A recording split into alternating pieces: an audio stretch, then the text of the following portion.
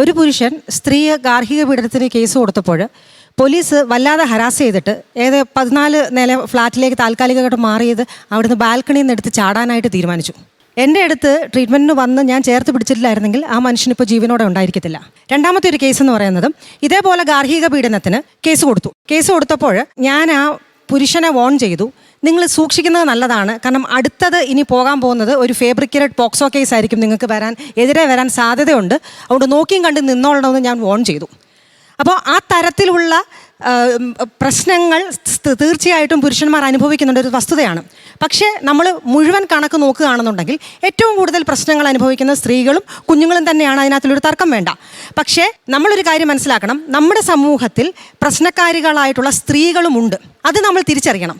എൻ്റെ പേഴ്സണൽ ഒരു ഇത് പറയുവാണെന്നുണ്ടെങ്കിൽ, ഒരു സ്ത്രീ എന്നെ ഹരാസ് ചെയ്തിട്ട് ഞാൻ കേസിന് പോയപ്പോൾ എനിക്കുണ്ടായ ദുരനുഭവം എന്ന് പറയുന്നത്, സ്ത്രീ ആയതുകൊണ്ട് ആ സ്ത്രീ തെറ്റ് ചെയ്തിട്ടും പോലീസോ നമ്മുടെ നിയമവ്യവസ്ഥയോ അവർക്കെതിരെ ഒരു ആക്ഷനും എടുക്കാൻ തയ്യാറായില്ല. അപ്പോൾ ഞാൻ നിരന്തരമായി വിളിച്ച് ചോദിക്കുമ്പോൾ അവർ പറഞ്ഞത് അവരൊരു സ്ത്രീയല്ലേ ഡോക്ടറെ എന്നാ. അപ്പം ഞാൻ തിരിച്ചു ചോദിച്ചു, ഞാനും ഒരു സ്ത്രീയല്ലേ, അപ്പോൾ എനിക്ക് നീതി വേണ്ടേ? അപ്പോൾ അവർ പറഞ്ഞത് താങ്കളൊരു സൈക്കാട്രിസ്റ്റാണ്, താങ്കൾ ഏതായാലും പോയി ആത്മഹത്യ ചെയ്യത്തില്ല, ഞങ്ങൾക്ക് ഉറപ്പുണ്ട്. അതുകൊണ്ടാണ് അവരുടെ കാര്യം അറിയാൻ പറ്റത്തില്ല, അതുകൊണ്ട് അവരെ നമുക്ക് ഒന്നും ചെയ്യാൻ പറ്റത്തില്ല എന്നുള്ള ഒരു ഉത്തരമാണ് എനിക്ക് കിട്ടിയത്. അപ്പോൾ ഒരു സ്ത്രീ എന്നുള്ള നിലയിലും എതിർവശത്തൊരു സ്ത്രീ ആണെങ്കിലും അവർക്കെതിരെ ആക്ഷൻ എടുക്കാൻ പോലീസ് മടിക്കുന്നുള്ളത് വസ്തുതയാണ്.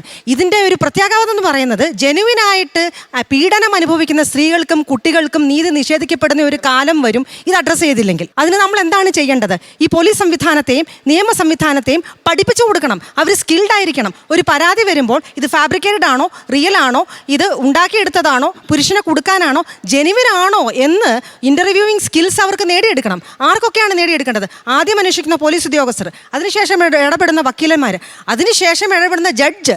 അവർക്ക് വരെ ഒരു ബേസിക് അറിവ് വേണം. ഇത്തരത്തിലുള്ള കേസസ് വരാൻ സാധ്യതയുണ്ട്.